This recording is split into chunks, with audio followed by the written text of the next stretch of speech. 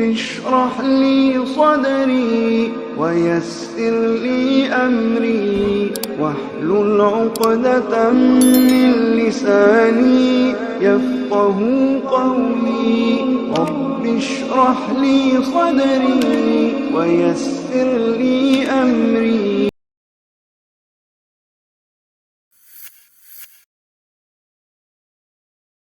تمام قسم کی تعریفات، ہر طرح کی حمد و ثناء اس اللہ تبارک و تعالی کے لیے لائق اور زیبا ہے جو ہمارا مالک ہے، خالق ہے، رازق ہے. سب سے بہترین بات اللہ تبارک و تعالی کی بات یعنی قرآن مجید ہے. سب سے بہترین راستہ اللہ کے نبی جناب محمد اکرم صلی اللہ علیہ وسلم کا بتایا ہوا راستہ ہے. دین میں نکالی ہوئی ہر نئی بات بدعت ہے، ہر بدعت گمراہی ہے، اور گمراہوں کا انجام جہنم کی دہکتی ہوئی آگ میں ہوگا. محترم حضرات، نوجوان ساتھیوں، عزیز بچوں، سب سے پہلے ہم اللہ رب العالمین کا شکر ادا کرتے ہیں کہ جس کی توفیق سے ہم سب نے اور آپ سب نے رمضان المبارک کی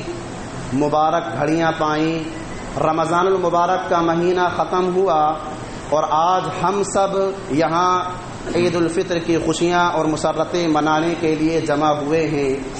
اللہ رب العالمین سے دعا کیجئے کہ اللہ تبارک و تعالی ہم سب کے یہاں جمع ہونے کو اور رمضان المبارک کے مہینے میں کی جانے والی تمام عبادتوں اور ریاضتوں کو قبول فرمائے، آمین. محترم حضرات، نوجوان ساتھیوں، خطبہ عید الفطر کے لیے قرآن مجید کی ایک آیت کریمہ آپ حضرات کے سامنے تلاوت کی گئی، اور یہ آیت کریمہ سورۃ الفرقان کے اندر موجود ہے. اللہ تبارک و تعالی نے اس آیت کریمہ کے اندر بیان فرمایا، اے پیغمبر، اگر ہم چاہتے تو ہر بستی میں، ہر قریے میں ایک رسول بنا کر بھیج دیتے جو ڈرانے والا ہوتا. فلا تطع الکافرین وجاہدہم بہ جہادا کبیرا. اے پیغمبر، آپ ان کافروں کی بات نہ مانیے، ان کافروں کی بات نہ مانیے، اور اس کتاب یعنی قرآن مجید کے ذریعے سے جہاد کبیر کیجیے. میرے اسلامی بھائیوں، اس آیت کریمہ کا پس منظر کیا ہے؟ مکی زندگی میں پیارے نبی جناب محمد اکرم صلی اللہ علیہ وسلم جب دعوت کے مشن پر معمور کیے گئے تو مشرکین مکہ کی جانب سے بہت سارے سوالات اٹھے، بہت سارے اعتراضات اٹھے. ان سوالات میں سے، ان اعتراضات میں سے ایک اعتراض یہ بھی تھا کہ اگر اللہ تبارک و تعالی طائف کے سرداروں میں سے کسی ایک سردار کو ہمارا رسول بنا کر بھیج دیتا تو ہم اس پر ایمان لے آتے اور اس کی بات کو مان لیتے. لہذا اسی مناسبت سے اللہ تبارک و تعالی نے قرآن مجید کی آیت کریمہ نازل فرمائی، وَلَوْ شِئْنَا لَبَعَثْنَا فِي كُلِّ قَرْيَةٍ نَذِيرًا. اے پیغمبر، اگر ہم چاہتے تو ہر بستی میں، ہر قریے میں ایک رسول بنا کر بھیج دیتے. لیکن یہ اللہ رب العالمین کا قانون نہیں ہے کہ اللہ رب العالمین ہر بستی کے لیے، ہر قریے کے لیے ایک رسول بنا کر کے بھیجے. اللہ رب العالمین کا قانون تو یہ ہے کہ اللہ رب العالمین جو بستیوں کا مرکز ہوتا ہے، جس کو ام القریٰ کہا جاتا ہے، وہاں رسول بنا کر کے بھیجتا ہے. پھر اللہ رب العالمین نے فرمایا، فلا تطع الکافرین وجاہدہم بہ جہادا کبیرا. اے پیغمبر، آپ ان کی باتوں کو توجہ نہ دیجیے، ان کی باتوں کو نہ مانیے، اور اس کتاب یعنی قرآن مجید کے ذریعے سے جہاد کبیر کیجیے. میرے اسلامی بھائیوں، یہ جہاد کبیر آخر ہے کیا؟ یہی تو پیارے نبی جناب محمد اکرم صلی اللہ علیہ وسلم کا مشن تھا. اسی وجہ سے تو اللہ کے نبی جناب محمد اکرم صلی اللہ علیہ وسلم کو اللہ رب العالمین نے اس دنیا میں مبعوث فرمایا تھا. کافروں کے ساتھ اس قرآن مجید کے ذریعے سے جہاد کبیر کیجئے، یعنی قرآن سے جہاد کرنا یہ سب سے بڑا جہاد ہے. قرآن کی تبلیغ کرنا یہ سب سے بڑا جہاد ہے. قرآن کو سنانا یہ سب سے بڑا جہاد ہے. قرآن کو پہنچانا یہ سب سے بڑا جہاد ہے. قرآن کی تعلیمات میں عمل پیرا ہو کر مجسم قرآن بن جانا یہ سب سے بڑا جہاد ہے. پیارے نبی جناب محمد اکرم صلی اللہ علیہ وسلم نے حکم الہی، اس حکم الہی پر اس قرآن کو لے کر ایسا مجاہدہ کیا، ایسی جد و جہد کی کہ صرف 23 سالہ نبوت کے دور میں پیارے نبی جناب محمد اکرم صلی اللہ علیہ وسلم نے پورے جزیرہ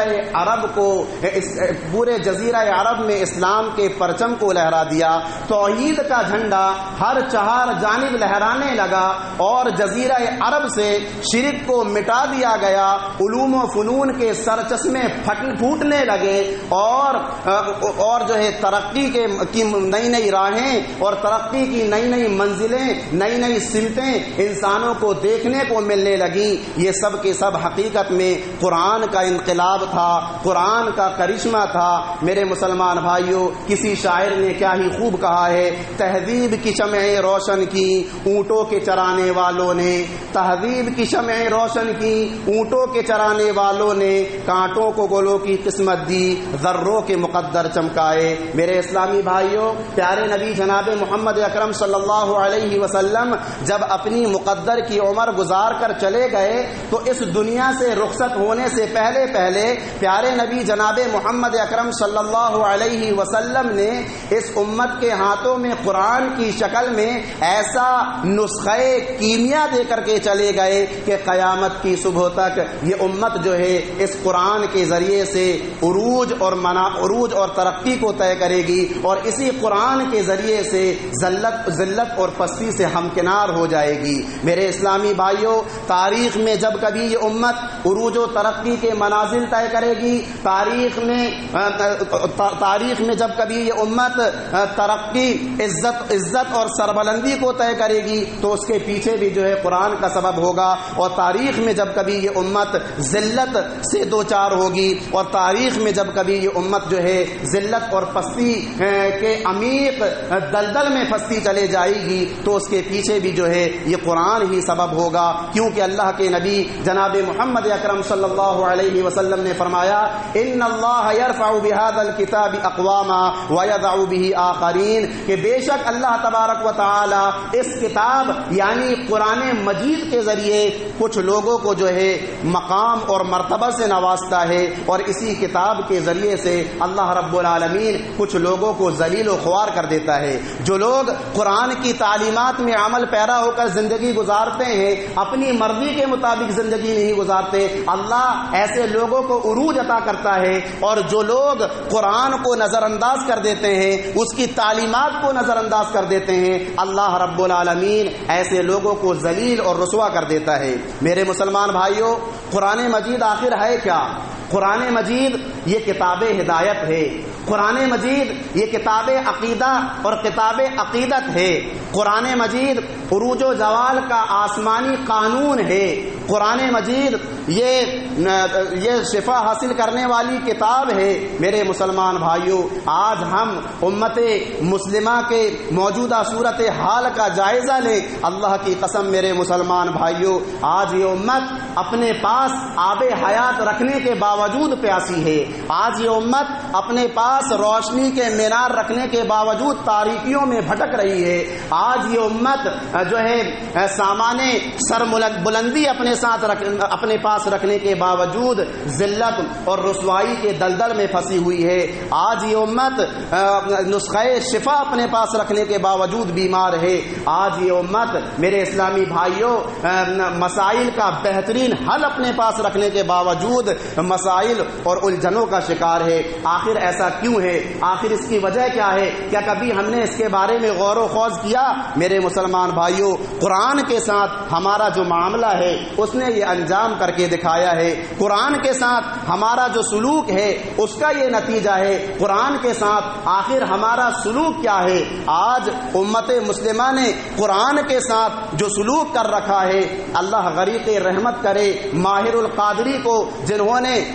قرآن کے ساتھ امت نے جو سلوک کیا ہے اس کو جو ہے منظوم کرتے ہوئے کہا تھا کہ طاقوں میں سجایا جاتا ہوں، طاقوں میں سجایا جاتا ہوں، آنکھوں سے لگایا جاتا ہوں، تعویذ بنایا جاتا ہوں، دھو دھو کے پلایا جاتا ہوں، جزدان حریر و ریشم کے اور پھول ستارے چاندی کے، جزدان حریر و ریشم کے اور پھول ستارے چاندی کے، پھر عطر کی بارش ہوتی ہے، خوشبو میں بسایا جاتا ہوں، جیسے کسی طوطا مینا کو کچھ بول سکھائے جاتے ہیں، جیسے کسی طوطا مینا کو کچھ بول سکھائے جاتے ہیں، اس طرح پڑھایا جاتا ہوں، اس طرح سکھایا جاتا ہوں۔ جب قول و قسم لینے کے لیے تکرار کی نوبت آتی ہے، جب قول و قسم لینے کے لیے تکرار کی نوبت آتی ہے، پھر میری ضرورت پڑتی ہے، ہاتھوں پہ اٹھایا جاتا ہوں۔ دل سوز سے خالی رہتے ہیں، آنکھیں ہیں کہ نم ہوتی ہی نہیں، دل سوز سے خالی رہتے ہیں،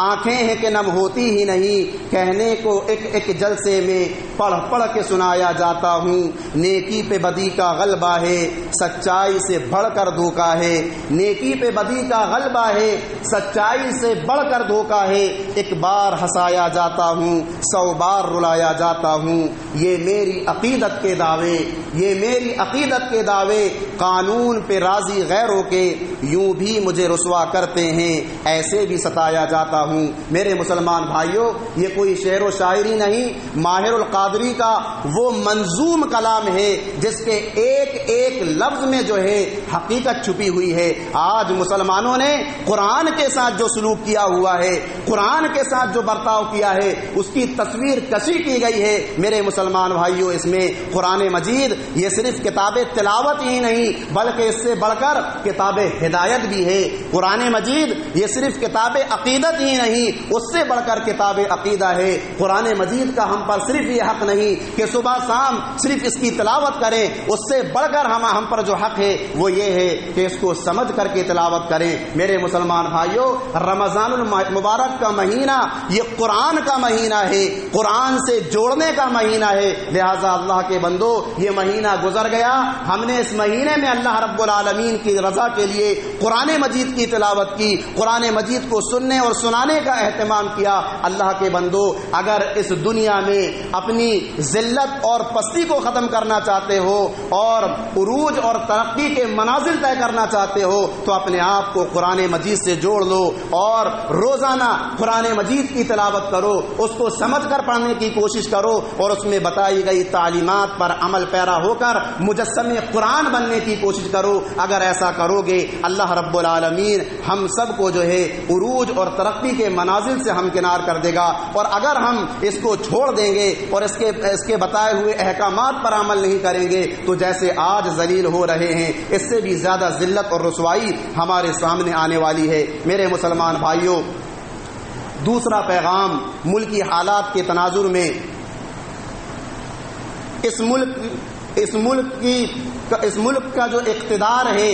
نفرت کی سیاست کرنے والوں کے ہاتھوں میں چلا گیا ہے، لہذا اس مناسبت سے سب سے پہلی بات میں آپ حضرات کے سامنے یہ رکھنا چاہتا ہوں کہ میرے اسلامی بھائیوں، حالات سے سبق ہمیں حاصل کرنا چاہیے، حالات سے ہم سب کو عبرت حاصل کرنا چاہیے، کیونکہ اللہ رب العالمین، اللہ کا قانون ہے کہ جب مسلمان بگڑ جاتے ہیں، جب مسلمان اللہ رب العالمین کی نافرمانی کرنے لگتے ہیں، اپنی مرضی کے مطابق زندگی گزارنے لگتے ہیں، تو اللہ رب العالمین ایسے مسلمانوں پر، ایسے لوگوں پر ظالم اور جابر حکمرانوں کو مسلط کر دیتا ہے، جیسا کہ قوم بنو اسرائیل کا نمونہ ہمارے اور آپ کے سامنے موجود ہے کہ بنو اسرائیل کے مسلمان جب بگڑ گئے، اللہ رب العالمین کی نافرمانی کرنے لگے، اپنی مرضی کے مطابق زندگی گزارنے لگے، تو اللہ رب العالمین نے بخت نصر نامی ایک ظالم اور جابر حاکم کو ان کے اوپر مسلط کر دیا، اور اس ظالم اور حاکم جابر نے جو ہے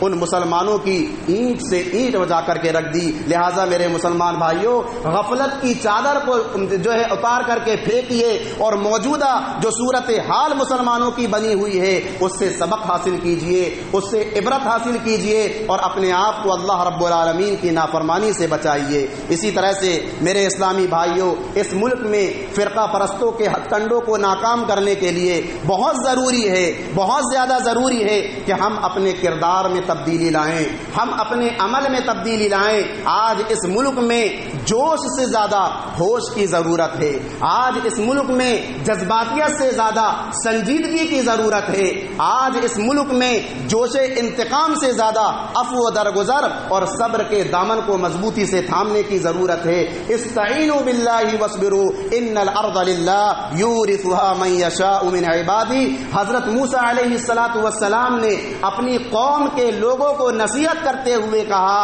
کہ اے میری قوم کے لوگوں، تم جب بھی مدد مانگو تو اللہ تبارک و تعالی سے مدد مانگو اور صبر کے دامن کو اپنے ہاتھوں سے چھوٹنے نہ دو. اور یاد رکھو یہ ساری کی ساری زمین حقیقت میں اللہ رب العالمین کی ہے اور وہ اپنے بندوں میں سے جس کو چاہتا ہے اس کا وارث بنا دیتا ہے. لہٰذا میرے مسلمان بھائیوں، آج خطبہ عید الفطر میں آپ کو ایک پیغام میں یہ دینا چاہتا ہوں کہ اگر ہم ان فرقہ پرستوں کے ہتھ کنڈوں کو ناکام کرنا چاہتے ہیں تو ہمیں اپنے کردار میں تبدیلی لانا ہوگا، اپنے عمل میں تبدیلی لانا ہوگا. اسی طرح سے اللہ کے بندوں، اس ملک میں اگر سر اٹھا کر جینا چاہتے ہو، سر اٹھا کر زندگی گزارنا چاہتے ہو تو ملک کا جو قانون ہے، ملک کا جو دستور ہے، اس کو جانو اور اس کو پڑھنے کی کوشش کرو. اس لیے کہ ملک کا جو قانون ہے، ملک کا جو دستور ہے، اس کو اگر ہم جانیں گے تو اپنے حق کی لڑائی کو بہتر طریقے سے لڑ سکیں گے. جو لوگ ملک کے بنائے ہوئے قانون کو جانتے ہیں اس کو کوئی ڈرا نہیں سکتا، اور جو لوگ ملک کے بنائے ہوئے قانون سے ناواقف رہتے ہیں اس کو ہر کوئی ڈرانے کی کوشش کرتا ہے. اس لیے خود پڑھو، اپنی آل اولاد کو پڑھانے کی کوشش کرو. جہاں ہم اپنے بچوں کو دینی تربیت دینے کی کوشش کرتے ہیں وہیں ہماری اپنی یہ کوشش ہونی چاہیے کہ ان کو عصری تعلیم کے میدان میں بھی آگے سے آگے بڑھانے کی کوشش کریں. ہم اپنے بچوں کو جہاں ایک اچھا اور بہتر مسلمان بنانے کی کوشش کرتے ہیں وہیں آج ہمارے لیے ضروری ہے کہ ہم اپنے بچوں کو ایک بہتر ڈاکٹر، ایک بہتر انجینئر، ایک بہتر وکیل، ایک بہتر فوجی، ایک بہتر جج، ایک بہتر آفیسر بنانے کی کوشش کریں. اور اس کے لیے اگر ہمیں قرض لینے کی ضرورت پڑ جائے تو قرض لینے سے نہ چوکیں. اس کے لیے اگر ہمیں بھوکا رہنے کی ضرورت پڑ جائے تو بھوکا رہ جائیں، لیکن خود پڑھیں، اپنی آل اولاد کو پڑھانے کی کوشش کریں. کتنے افسوس کی بات ہے، کتنے افسوس کا مقام ہے کہ آج ہم مسلمان بھائی جو ہے شادی بیاہ اور رسم و رواج میں لاکھ ہاں لاکھ بلکہ کروڑ ہاں کروڑ روپے خرچ کرنے کے باوجود فخر محسوس کرتے ہیں، اور جہاں ہمارے اپنے بچوں کی تعلیم کی بات آتی ہے، ایجوکیشن کی بات آتی ہے، تو ایسے اسکول اور ایسے کالجز تلاش کرنے کی کوشش کرتے ہیں جہاں مفت کی پڑھائی دی جا رہی ہو، بھلائی اس پڑھائی میں پڑھائی کے ساتھ کھلواڑ کیا جا رہا ہو. میرے اسلامی بھائیوں، اگر چاہتے ہو کہ آپ خود اور آپ کی آل اولاد اس ملک میں سر اٹھا کر کے جئیں تو انہیں ایجوکیشن دو، انہیں تعلیم دو، اور اس ملک کا جو دستور ہے، اس ملک کا جو قانون ہے اس کو جو ہے پڑھاؤ. اسی طرح سے آخری بات بول کر میں اپنی بات کو ختم کر دوں گا، اور میرا یہ آخری پیغام جو ہے ہماری اسلامی ماؤں اور اسلامی بہنوں کے لیے ہے. میری اسلامی ماؤں، میری اسلامی بہنوں، تاریخ ہمیں بتاتی ہے کہ کسی بھی قوم کے عروج و زوال میں خواتین کے کردار کا بڑا عمل دخل ہے. خواتین کے کردار کا بڑا عمل دخل ہے. اگر آپ بن جاؤ گی، اگر آپ سنور جاؤ گی، اگر آپ دیندار ہو جاؤ گی، اگر آپ اللہ رب العالمین سے ڈرنے والی بن جاؤ گی تو پھر میری اسلامی ماؤں اور بہنوں، وہ قوم جس قوم کی آپ خواتین ہو وہ قوم جو ہے عروج اور ترقی اور سربلندی کے مقام اور مرتبے میں پہنچ جائے گی. لیکن اگر آپ بگڑ گئیں، آپ جو ہے آپ نے بے راہ روی کو اختیار کر لیا، اپنی من مانی زندگی گزارنے لگی، تو پھر میری اسلامی ماؤں اور بہنوں، جس قوم سے آپ تعلق رکھتی ہو وہ قوم ذلیل و خوار ہو جائے گی. میری اسلامی ماؤں اور بہنوں، قوم بنو اسرائیل کا نمونہ ہمارے سامنے موجود ہے. قوم بنو اسرائیل کا نمونہ ہمارے سامنے موجود ہے. اللہ کے نبی جناب محمد اکرم صلی اللہ علیہ وسلم نے حدیث کو بیان کرتے ہوئے اپنی پیشانی کے بالوں کو پکڑا اور کہا کہ بنو اسرائیل جس وجہ سے تباہ و برباد ہوئے ان کے بہت سارے اسباب تھے. ان اسباب میں ایک سبب یہ بھی تھا کہ ان کی عورتیں بگڑ گئی تھیں، ان کی خواتین بگڑ گئی تھیں، ناجائز فیشن فیشن کو انہوں نے اختیار کر لیا تھا اور اپنے سروں میں چونڈے بنا کر کے